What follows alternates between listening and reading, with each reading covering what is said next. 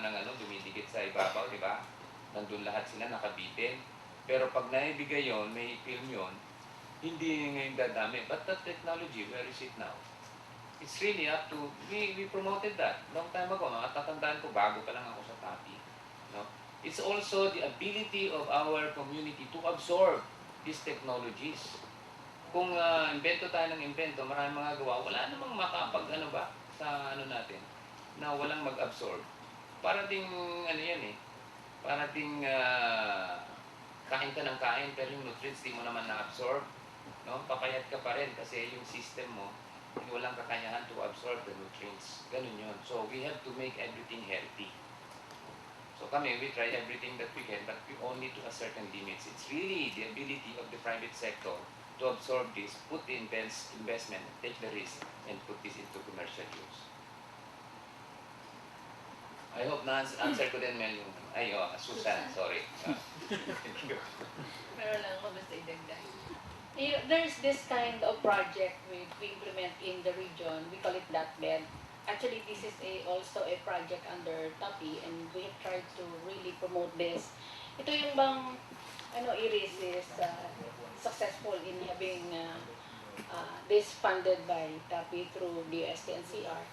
Yung mga bata natin, when develop something, pwedeng i-commercialize. We give them capital to produce it. But the key to that is that the school should be accredited by TAPI as DATBED recipient. So, kunwari, PUP would like to adopt that project, papa-accredit po muna kayo. Kasi the money will be released to the school. And then the school, sila yung sila yung mentor, sila yung mag-guide doon sa bata to become entrepreneurs at the time they are still in the school. And then, pag nag-graduate na sila and they're really successful in becoming one, promoting the products that they develop, at kumbaga pwede na silang maging full-blown entrepreneur, they can also apply under SETAM, which we also fund. So, yun po yun. Sa ngayon po sa buong NCR, nasa IRIS pa lang. But I have tried to promote that. I have approached several state colleges and universities in the NCR to adopt the DATBED program of DOST. Yun po, isa po yun. Naggagalang kami ngayon and we're trying really to convince the officials of the SUC. Siguro si Sir ang susunod, si Dr. Caparas. We're willing to give you lectures on this, to give you some briefings on this. So, maganda po yun, sir. Actually, niro-roll out lang mo yung pera. Pag graduate na yung bata, kasi may payback yun eh. Pag graduate ng bata, iwanan naman namin yun sa university yung pera. And they can use this to fund other similar activity. Kung may bata pa gustong mag-adapt. Yan po. Thank you. Thank you both. Na-commercialize, say regional or national, or ilan. Yan ang isang mabigat na tanong. Ano po? Ang experience ko namin, hindi ko mo nanalo nagiging commercially viable. Ang evaluation ng judging is different when we begin to talk about commercialization.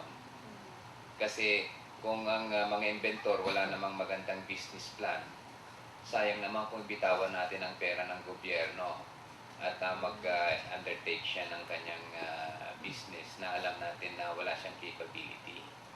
So, mayroon kaming mga ini-encourage. Ang strategy namin dito is to tie them up with people who know how to conduct business. Now, ang isang problema namin ay ang mga inventor, once you tie them up with the business investors, they have parang fears na mawala sa kanila yung ownership. No? Kaya gusto nila sila lang din mismo. Ang daming nagtatry, pero hirapan silang mag-take off. No? May mga inventions kami na binigyan ng prototype, ibalik nila yung puhunan, pagka naibenta na nila, ang daming hindi nakakapagbalik. Maganda yung technology. Unfortunately, they don't have the business strategy and it's different aspect already of the commercialization paradigm. It's hindi ko matandaan kung merong mga na-commercialize. For example, I think, was it 2 years ago, merong nanalo sa creative research yung plastic na ginawa na niya diesel at gasoline. No? Sila Navarro. Nag-put up sila ng planta, nanghiram sila sa DDT. And they're already commercializing. May mga ganun din ang mga efforts na winners are also. But even non-winners, no? Kung minsan katulad ng kantang anak na hindi nanalo pero sumikat sa buong mundo. So, we also watch out. Hindi naman kami common nanalo yun na yung ating isusuportahan. Marami kaming mga nasuportahan na hindi rin nanalo. Na-commercialize din po. Thank you very much. Okay, good morning po sa inyong lahat. Ang question ko po kay Director Fortuna, kanina po nabanggit po ninyo yung mga SUCs na pwedeng magpa-accredit sa TAPI. Ano po ba yung mga requirement na dapat po i-comply ng mga CUCs para ma-accredit po ng TAPI?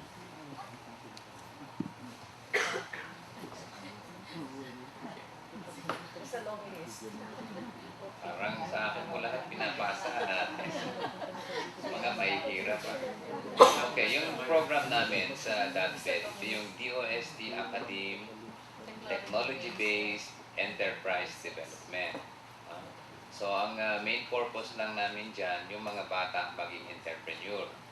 Okay. They will have to make use of the technologies developed from the school, from the college or the university. So, this is supposed to be a partnership ng school at ng estudyante. No? So, meron ngayon silang advisor who will help them in the commercialization of the technology. Now, itong mga bata na ito na mapipili ng university or ng school na mapoprovidean ng pera, no, para mapondohan yung kanilang project. Normally, magsasubmit ang mga bata ito, parang competitive ito, isasubmit nila sa school. And then the school will screen it, and then yung mga pumasa sa kanila, makikita doon yung funds requirement, hihingin nila sa TAPI. Titingnan ngayon ng TAPI, kung imbestigahan ngayon yun ng TAPI, kung yung kanilang business plan, tugma naman, baka naman masyadong risk, masyadong maraming nilagay na pera na hindi kailangan, o kung kulang pa, tinitingnan yun. Then eventually, magkakaroon kami ng memorandum of agreement with the school, no? Na re-release namin yung pera. Pero the school is the one that will administer these funds and help the students get an actual experience of an enterprise management. Ganun po yun. So yung requirements naman, basic na lang din yun. It's the school that will do most of the screening. Kami will rely on the school to do the refinements for us. Actually, I believe it's a good project na hindi lang masyadong nakikita. I've seen successful DATBED adapters in other regions. Like in Region 5, Dr. George, I've seen that. Ang NCR ka-start lang namin but hindi ako tumitigil ng pagkumbinse sa ating mga SUC presidents, and we're willing to give them briefings on this. We have trained people from NCR to really promote this type of program.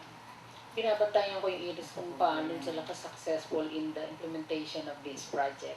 But I believe it will be, no? Okay. Ma'am, okay. Hindi ko alam kung sino pwede sumagot nito, no? Kasi doon, since po nagsimula kayo nitong contest na ito for invention, mag-pinpoint na ba natin kung sino ho naging successful? Ito ho ba ay naging batayan ng mga sumasabi sa atin ngayon para magsumikap sila na manalo rin? May mga safety nets po ba na ginagawa ang DOST para makilala ho yung mga nanalo? Kasi parang useless naman ho na nanalo sila tapos hindi sila na-take off at hanggang doon lang. Diba? Salamat po.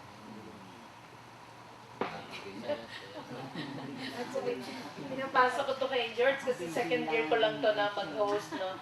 Ngayon nga lang ako mag-isa lang Dati clustered, But ang isang nakita ko, Mary, ay after winning, medyo nagiging yung confidence nila sa sarili to join even in the International Inventions Contest. yung Ramon Magsaysay na winner natin last year, no? They won even in Malaysia, no? So, yun yung mga isang nakikita ko na parang training ground din eh. So, siguro si George, mas marami siyang pwede i-share. Dalawang bagay yan, Meli. Yan, tama na ha. Kanina si Susan ang natawag kong Meli. Dalawang bagay kasi ang ating mga contestants. There are the professional inventors and there are students na participants din natin sa creative research.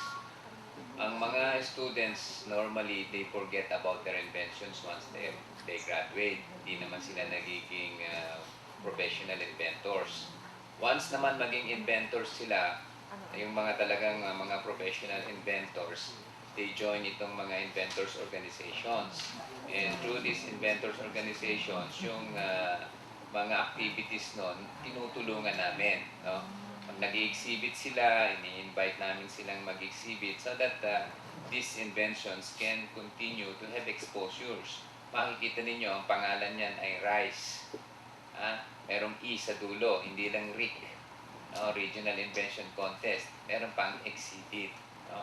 Because you would like the inventors to continue exhibiting their inventions. As I was telling you, it is also in the ability of our business community to absorb these technologies within their industries or fund this in order to commercialize it, no?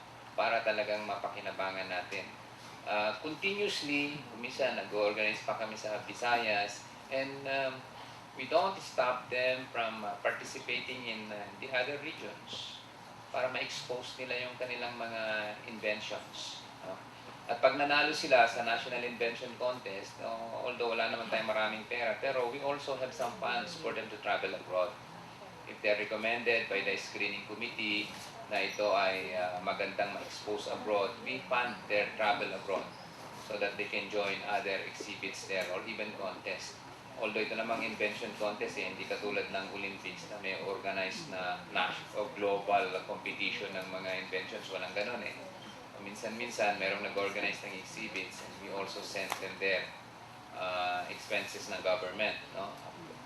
Dahil nanalo sila rin sa contest. So, ang continuous ang aming pagtulong. Kung minsan, merong magre-request na pwede ba endorse nyo kami sa ganitong industry, gagawa kami ng sulat. So, we make use of our letterheads. Ganon. Kung gusto nila magkaroon ng forum, thematic forums, halimbawa, construction industries, nag-create kami ng forum and we invite those in the industry, stakeholders in the industries para mag-attend ng forum na yan. Ginagastosan namin yung forum na yan. So, hindi ho kami tumitigil. For as long as they are there, we can reach to them. Ang problema kung hindi sila makipag-reach out sa amin, katulad nitong mga students na nagiging successful na inventors or yung invention nila maganda pero they don't pursue it towards commercialization. Ang invention kasi, pag sa'yo yan, hindi pwedeng i-commercialize ng iba yan. Diba? That's stealing. So, depende yan sa may-ari.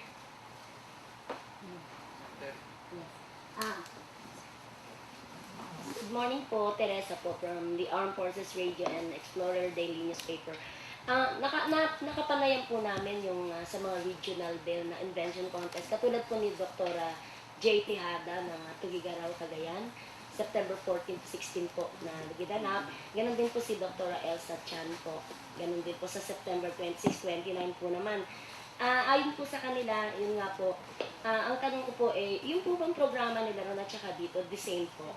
At saka po yung po bang resulta, kailan po ba namin malalaman? Sakali po yung mga nanalo po ba doon may chance po ba kami na makita po kung ano yung mga nanalo po doon? Nakamero na sila.